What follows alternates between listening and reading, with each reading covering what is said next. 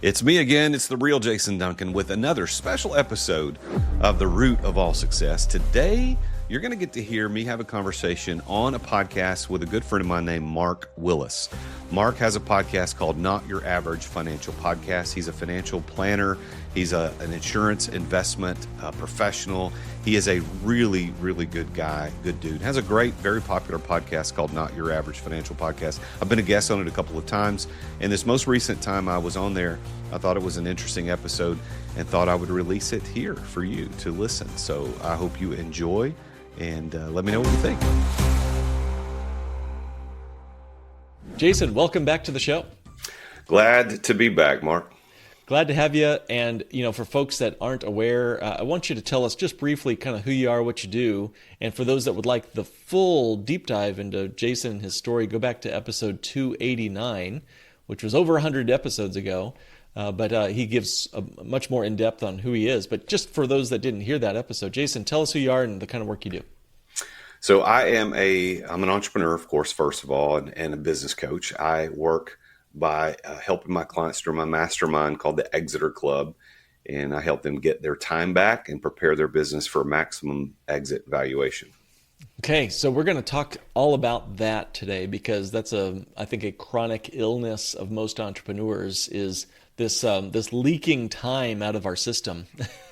So we're going to talk about how to stop up that problem. But first, take us back to a year or two ago when you yourself were having some trouble regarding focus and attention on your own practice. Tell us what happened there. With the Exeter Club, we were doing okay. We had added a couple members. We had lost a few members at the beginning of the year, and it was just natural attrition. But primarily it was due to lack of focus on my part as the leader, as a facilitator of this unique club. And as a result of my lack of focus, I didn't realize it, but I do now, is I saw members saying, well, there's not really a need to renew. There's not a need to stay in. And we were having trouble with, ads, getting people to come into the club, et cetera, marketing. And I had been teaching and preaching focus to my clients for quite some time, which I believe that focus stands for follow one course until successful. That's what focus means. And, we buy into this lie that the Instagram world tells us that, the average millionaire has 7 sources of income. But what they don't tell you, while true, what they don't tell you is that, but they all locked down the first one before they did any of the others. That's right. And so Exeter Club, it had not yet locked down income and revenue in a way that I needed it to talk about last summer, July. And in the meantime, here I am trying to purchase an RV and truck dealership. And because I love trucks, I love RVs, I thought, this is just another way to diversify my portfolio. But then I had this moment. It was in July of 2024. I had this moment of an epiphany that said, you're not focused. And if you just focused on this will give you everything you need and will provide all the benefit and value to your clients you could ever imagine. This being the Exeter Club? Yeah, the Exeter Club. And so I had already submitted an LOI and had already been in negotiations with the seller of this dealership.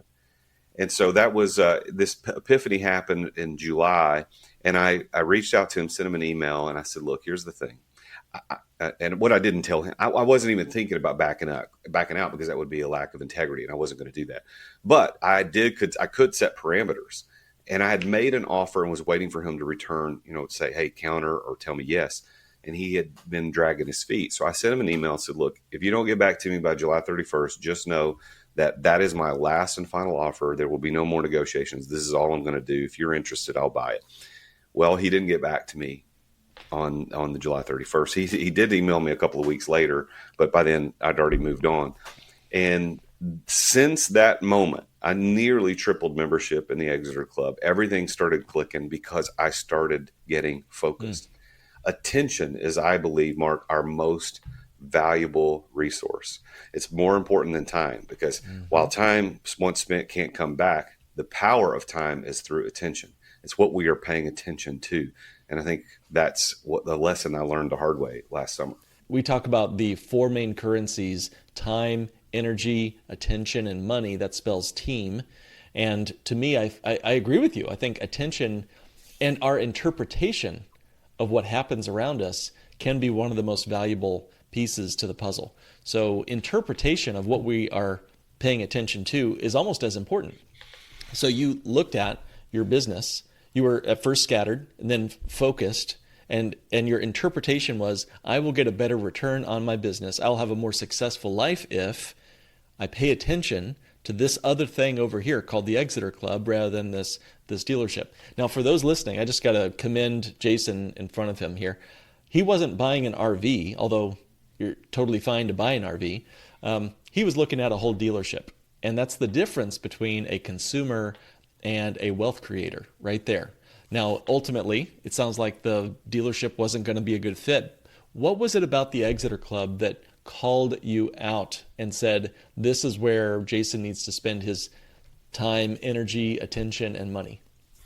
So I believe that, I believe all of us have been given certain gifts by God, and those gifts are intended to be used to serve other people. And what I've known for a long time is that my gifts are leadership and teaching. That's what I'm really good at. I enjoy doing that. And I can do it in service of others, whether I own a dealership, whether I own an ice cream shop, a cigar shop, or a coaching company. I can use teaching and leadership in any arena. But I had been blessed with the opportunity in leading this mastermind that I started in our first meeting was in January 2022. I've been blessed with leading a mastermind of really amazing entrepreneurs from all over the country. And I was getting to teach and I was getting to lead and I was changing lives. But because it hadn't yet provided the income or the revenue that I intended or wanted it to. Now I was paying the bills, things were going well, but it didn't hit that. I thought, well, I just got to go somewhere else to get this to make up the deficit or what I perceive as a deficit. But it was for me looking at this and so wait a minute, I've been given an amazing gift to lead and to teach these men and women in the Exeter Club, and it's stealing from them if I don't actually exercise the gift in a focused, attentive way. So that's when I made the decision. So I've got a certain recurring revenue number that until I hit that number, I'm not doing any other business venture. But as soon as I hit that number, I will buy something else. I will invest in some more real estate. I'll invest in whatever. I'll buy another business, because at that point I've got my money is covered. My time is covered. My energy is covered. Now it's time to choose what I want to do next. Love it. Okay. And one more question on this great story, because I think it really unfolds the more you dig into what happened there. How did it feel for you when you decided to go just all in with Exeter? What was it about that internally for you? Well, it was freeing. I can tell you, I had a friend of mine who came. He actually spoke at one of the events I held last year. He's a very, very successful entrepreneur here in the Nashville area, and he had recently gotten into another business venture that was doing really well for him, and he talked to me about it, and not trying to induce me to come with him, but told me about it, and I said, "This is something I want to do too. I think this could not only aid my business, but it could aid a lot of people who are coaches." And so I started talking to him. I had a lunch with him, said, yeah, tell me all about it. And there's this clear path on how this could be a really amazing cash flow opportunity, appreciation opportunity, good business opportunity. Well, I started that conversation before I made the decision to focus. So I started the conversation with him. And then when I made the decision to focus, he had texted me back and said, hey, what's the status? We need to get together and kind of get this thing going. And I had to call him, and I just came clean. And I said, look, man, I said, I want to do this, but not right now. And here's why. And I told him. And rather than being upset at me, because it would have helped him had I done what I was going to do. But rather than being upset at me, he said, man, I commend you. You didn't have to tell me this. You could have just said no, or you could have just gave me an excuse. He said, but I commend you for what you're doing, and I wish you the best, and I'll be here when you get ready. So that's that type of freedom. When you're honest about it and you commit to it, that is the power of making a decision. I think the pain of indecision is worse than the pain of a bad decision. You know, you make a bad decision, you're going to suffer as a result of that bad decision. But leading up to that, you're going to suffer every minute because you haven't made a decision. Just make a decision. And oftentimes the decisions we make, we will figure a way to work them to our benefit. That's true. Yeah. A bad decision sometimes is better than no decision at all, because at least it frees you up you're no longer a slave to one choice. You now have multiple other choices, and you do want to be thoughtful about your choices. But yeah, if you're just dilly dallying, if you've been stuck in the tar sands of analysis paralysis because you are afraid of making the perfect choice, you'll never make any at all, and then down you go with the ship.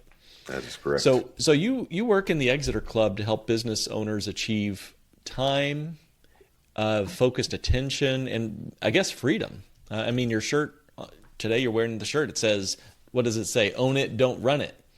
Yeah. So explain that for us a bit. What's the ethos of the Exeter Club? So we developed our own methodology called the XOS method, which stands for Exeter Operating System. For those that are familiar with EOS, the Entrepreneurial Operating System, this actually dovetails quite nicely onto the back end of that, because Entrepreneur Operating System, EOS, helps companies set up and run the right way, but it doesn't address the entrepreneur's need to not be involved in daily operations, nor does it address the need of the entrepreneur to prepare the business for an eventual exit. That's where XOS kind of picks up and takes off. Although it wasn't developed to do that, it was discovered after we developed it when we sat down with an EOS implementer at an event. It was like, oh, these two things like fit together like hand in glove. But the XOS system is based on this premise and the idea that there are three tiers to the entrepreneurial evolution. If you look at it as a triangle, the bottom tier, which is the largest slice of that triangle, is tier one, what we refer to as owner operators. And this is where most entrepreneurs live their entire lives. They stay owner operators for most of their life. They're running the candy store, they're running the ice cream shop, they're running the grocery store, they're running the insurance agency, and they don't do, like, everything revolves around them. That's all they do. They show up every day. And if they don't show up, the business doesn't get done. That's an owner operator. It's tier one. Tier two, which is just above that, although still a lot smaller than tier one, is owner manager. Tier two owner managers now have teams and they have systems in place. And while they don't have to actually scoop the ice cream purchasing still goes through them. The decisions of who's working on the shift still goes through. The management decisions still happen with the tier two owner manager. And some entrepreneurs, maybe 10% of entrepreneurs, reach that level. And then there's tier three, and that's the very tip of the top of that triangle. And that's tier three owner investors. Owner investors are not focused on activity. They're not focused on revenue. They're not focused on that. What they're focused on is the business as an asset. Just like any other investor, if you're investing in real estate, you're not focused on landscape maintenance, care. You're focused on the asset. What is this asset going to do and appreciate for me over time? And is it sellable? Can I leverage this to borrow money against it? Can I sell it to someone else? Can I bring in partners and raise? Can I have a cash flow or a cash infusion event if I sell a portion of this? That is limited to maybe 1 or 2% of entrepreneurs that ever reach that. And the people who reach it, we know, generally speaking, who those people are. We got the Jeff Bezos of the world. We got the Elon Musk. We got the Steve Jobs. Those were tier three owner investors. Had they stayed tier one or tier two, we'd never know them. We'd never know their names. We'd never know their businesses. Now, you may never want to be a Bezos or a Musk or a Jobs, but I think your employees deserve you to get the business running in such a way that you're not necessary. Because if you get hit by a bus, what happens to the business? Well, everybody loses their job if you're a tier one or tier two entrepreneur. So I think we owe it to our employees to get there. So the ethos behind own it, don't run it is, are you running the business or do you own the business? Because if you're running the business, you're a self-employed job owner. You're not a business owner. And that's what we teach in the Exeter Club. Yeah, I say to folks all the time that you must be careful when you decide to become an entrepreneur that you don't merely just buy yourself the most expensive job you've ever had. And there's a lot of allure to becoming an entrepreneur, but there's a lot of risk too. Would you tell us some of the important mindset shifts you're seeing with some of the clients that you work with? Like, tell us some transformation stories of people who've gone from scooping that ice cream, to doing what you teach. So we have amazing clients in every industry all across the United States. We've got guys in Washington State, Oregon, California, Colorado, Florida, Connecticut, New Hampshire. I mean, literally everywhere in between. And they are in all different types of industries. But all of them they come with similar ideas and similar problems, but there's diversity in what they want to accomplish. Some guys are ready to sell today, and as a matter of fact, we can actually help represent a company through an acquisition. We can actually promote their companies. We have an M&A attorney, we have an investment banker, we have a financial advisor, a wealth manager. We've got these people on the team who can help go through that entire process. But here's the shifts that we see most commonly. What we see is, before I came into Exeter Club, I was working X number of hours a week. Now, for everybody, X could be 40 and they only want to work 20, or it could be 60 and they only want to work 40. Whatever it is, X is a big number to them. They say, I've been working X hours a week. Let's say it's 60. I would like to get that down to 30 or 40. I'm missing time with my kids. I'm not spending enough time with my wife. I'm not spending enough time with doing my volunteer church work or whatever it happens to be. They've got this extracurricular that they realize. One of my clients came to me and said, about 6 months in, he told me over dinner, he said, if I had not hired you, I would have already shut the business down by now, and I would probably be delivering pizzas. And the reason he believed that is because his kids were way too important to him. He had small children. He's like, this business was stealing all of my time, and it was his fault.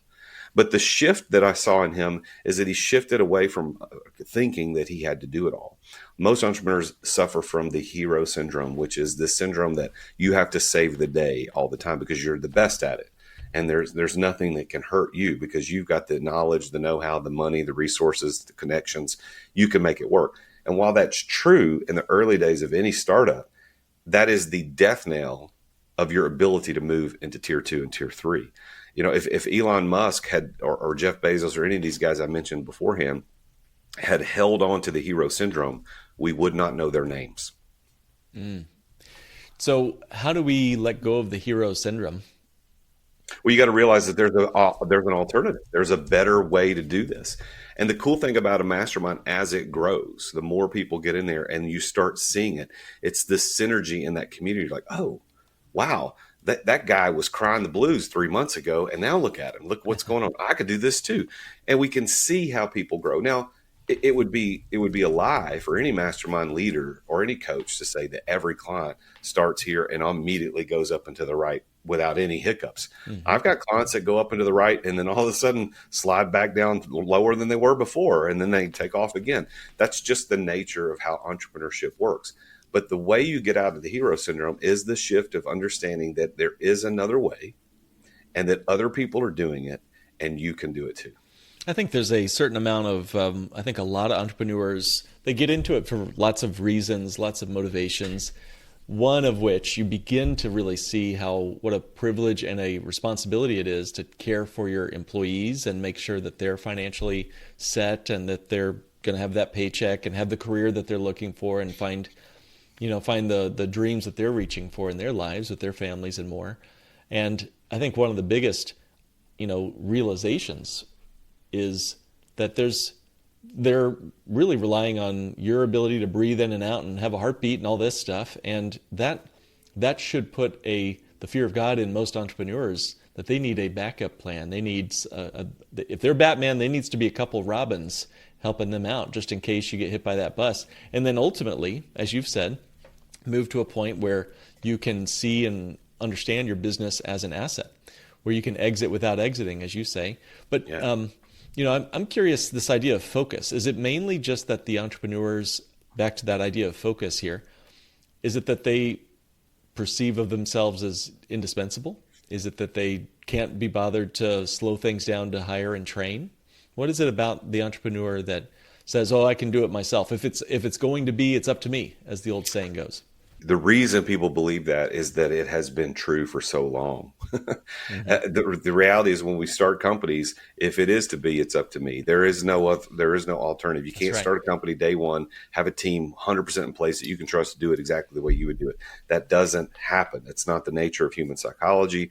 You have to build up to that. So the problem is we buy into the lie that that's the way it always has to be. And we don't think about, is there an alternative here? And what am I doing long term? But think about it this way. If you built a building, some sort of structure on some land, and you built one way in and no way out, what would everybody call that type of building? A jail. You would call it a prison. It would be a dungeon because there's no way out.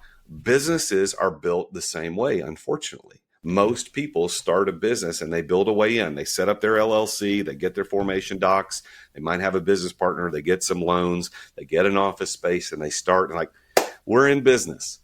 And then you ask them 6 months from now, 7 months from now, 8 months from now, okay, now you're in business. What's the plan long term? What do you mean? What's the plan long term? Like, is there any way out of this in 10 years, 20 years? What are you aiming for? I don't care. I'm just going to do this. That's a dungeon. And you will end up being the one tortured. You will be chained to that desk forever. You might make more money than you did in the corporate world. And frankly, most entrepreneurs end up making more money than they did in the corporate world. But here's the thing. You have taken on significantly more risk. And for what? Just a few extra shekels? That's not worth it. When I started my first big company, I had been a school teacher up in that point.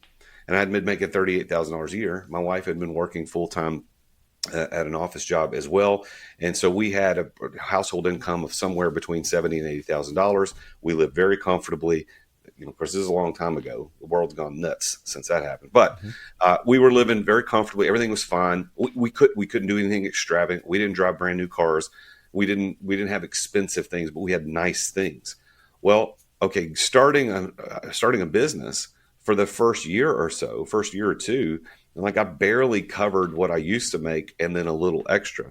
But then it started to pop, and then I started making, several $100,000 a year, which is very, very different than it was when I was a school teacher. But what risk did I take? I took a risk at any moment. The business could come crumbling down. Where at least if I had a job somewhere, the risks, while still present, because those jobs can, as mine did, could go away at any moment without warning. But there's this perceived safety in that, where in entrepreneurship, you're taking all the risk. You have to understand that if you're going to make more money, there better be some commensurate benefits with it. And that should be the fact that the money can come in without you having to be there. That's right. That's where I'm totally fine with the entrepreneur being 10x, 100x the income that the staff of that business might receive, because there had to be a reward for the risk that went into starting that business. And sure, I think there's reasonable compensation to every employee. If you don't pay your employees well enough, they're going to go find somewhere where they're better treated and earn what they're worth, right? But there's an absolute, that's part of the reward, you might say, is the returns you might get in the profits from that potential business if you focus on it. And I think going back to the very beginning of this episode, you really brought this idea of focus to my attention. Thank you for that again, because there is something to it. If the first stream of income really needs to be figured out. There's a quote that says something like, you don't need 12 baskets to diversify your funds. What you need to do is put all your funds in one basket and then watch that basket. Like, pay close attention to what goes on in that basket. People talk about diversification as if it's a truism that you'll automatically succeed if you, quote, diversify. And that can be true with your finances and your portfolio, and it can be true with your businesses or your time. But if you are always diversified, that's called multitasking. And there's plenty of research that shows that you're not that successful. In fact, your brain isn't very good at multitasking. And I'd say the same is true with our portfolios too. This idea of diversification, even Warren Buffett says that diversification is just insurance against ignorance. That's what he calls it. So what if, instead of putting all your money in 50 different index funds and you have no idea what any of them are doing, and they're all riding along on the same truck that might go off the cliff if the market crashes tomorrow anyway, what if you poured all of your finances into something that was predictable, guaranteed, a sure path to success? You focused. What does focus stand for again? Follow one course until successful. What if your financial course was contractually guaranteed to succeed, and you knew that before you even got started? Certainly would make it easier, wouldn't it? Yeah, sure would make it easier. How much of your financial attention would you give to that, right? So you kind of see where I'm going with this. There's a similarity between determining your focused attention on your business and the bank on yourself concept, which I know you're a client and you're a participant and a part of the revolution with the bank on yourself strategy. Here's my question.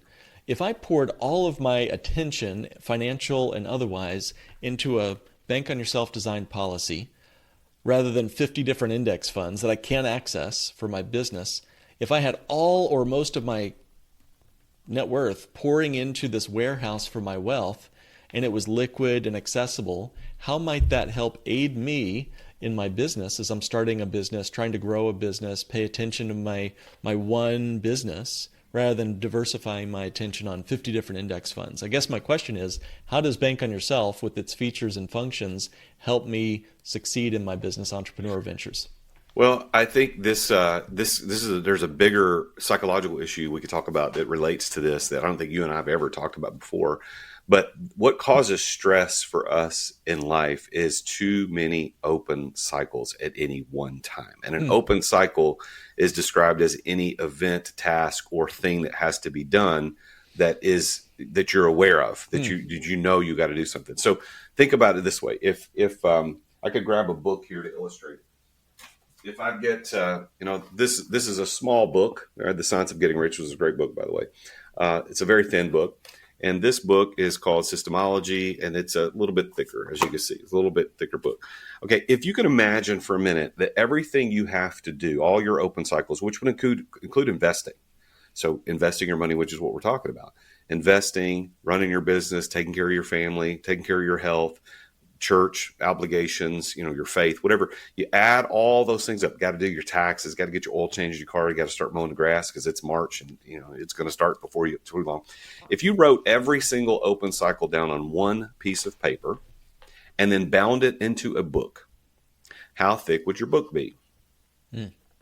Now, the thicker the book, the more stress you're going to actually feel in life. That is a truism. It's a psychological reality. The deal is some of us feel we can have a thick book like this and feel like other people who start feeling stressed with a thin book. My wife doesn't handle stress very well, doesn't handle as good as me. Like she handles it pretty normally, but I'm pretty good. I can have a very thick book before I start realizing. The reason I'm bringing all this up is that investing and what you're going to do for what we call as retirement, which I don't believe in, but everybody would understand what I mean by that. But what we're looking at, retirement, investing, what we want to save for the future, those are open cycles. So if you've got money in crypto and you've got money in real estate, you've got money in stocks, you've got money in T-bills, you got money, like whatever, just list it. Those are all open cycles. They don't add pages to your book. Where the Bank on Yourself thing, if you get all of your money put in one place, that you, as you said, contractually is guaranteed to do X, Y, and Z, I've just eliminated a whole lot of other open cycles. So what did that do to me? It lowers my stress. Lowers the stress, yeah. So Bank on Yourself can lower your stress in that method, in that manner, if that makes sense. Fantastic. Yeah, and we didn't even touch on the idea that not only have you solved the problem, quote unquote, of needing to have cash ready for retirement, quote unquote, what that word means, but you now have liquid access to that cash all along the way to help you with the business, the lemonade stand that you're trying to run and hopefully exit someday. So I just love the conversations. Guys, you get to get a sneak peek here, but Jason and I have conversations in a regular way. We're having regular conversations. We've even put some of those conversations up on the behind the login for the Exeter Club. And I've been honored and privileged to get to serve many of your members through that process as well. As we wrap up today, Jason, what advice would you have for folks if they didn't take action? This is the last time they're going to hear your voice. What would you want to make sure they hear? And then hopefully they will take action. Where can they find you and how can they learn more from you? Well, so what I want to say, if this is the last time you'd ever hear me talk, I would say, what do you want? What do you want? Not today, but what do you want? Like, what are you trying to aim for? What is it you're trying to get? If what you're doing today is interfering with what you want, then you're not doing it right. So if you say, well, I want to have quality time with my family. I want to have I want my kids to grow up and love me and respect me. I want to have grandchildren who want to come hang out with me. I want to have a comfortable life where I don't have to ask money permission to do anything. That's, by the way, one of my goals. If that's what you want, then what are you doing today? Well, if you're working 60 hours a week, then you're interfering with what you want. You're not, you say, well, it's going to provide a better life in the future. Well, you know what? Your kid doesn't care about the future. Your kid cares about today. Your wife doesn't care about the future. She cares about today. We've got to start doing what do we want? We got to do today what will help us get there. And that could apply financially, spiritually. It could apply relationally, emotionally, psychologically. What do you want? So I would say, if that's what, this is the last time you hear me, what do you want? And start working towards that. Now, if you want to get in touch with me, all you got to do is Google The Real Jason Duncan. You can find me anywhere. I'm going to be on LinkedIn. I'm going to be on Instagram. I'm going to be on YouTube at The Real Jason Duncan. And I'd be honored to have you reach out if you're interested in joining a mastermind. The Exeter Club is an amazing one. And we have great guests like Mark Willis come and speak to our members on a regular basis and are delivering really high quality content. So thank you for this opportunity, Mark. Well, thank you. And you're right. There's something powerful in the time we spend. And I want to thank our dear listener who's spent the time. Time is the most valuable thing a man can spend. So thank you for listening. And thank you, Jason, for your time and the commitment you've made to focusing yourself for the benefit of so many entrepreneurs through the Exeter Club and beyond. So guys, definitely check it out. That's therealjasonduncan.com. And I'd be honored to answer any questions. And you're on our membership site too. So if folks want to reach you and just chat with you, guys, you can go to notyouraverage.mn.co and just say hi to Jason there as well. Jason, thanks so much for coming on the show today. It's been my pleasure. Attention business owners. Attention business owners. Feeling burnout from running your business? Uncertain if you're nearing burnout? Take our free 10-question business burnout test at businessburnouttest.com to discover where you stand. With just 10 quick questions, you'll learn how to immediately begin making changes to regain freedom and success. Cut your daily operations time in half. Improve your quality of life and prepare your business for your future exit without losing revenue or profit. Visit businessburnouttest.com now and take the test. Thank you for listening to another edition of The Root of All Success with the real Jason Duncan. If you've enjoyed this week's episode, visit therootofallsuccess.com to access the show notes and other helpful resources. Follow Jason on social media at The Real Jason Duncan. See you again next time here on The Root of All Success.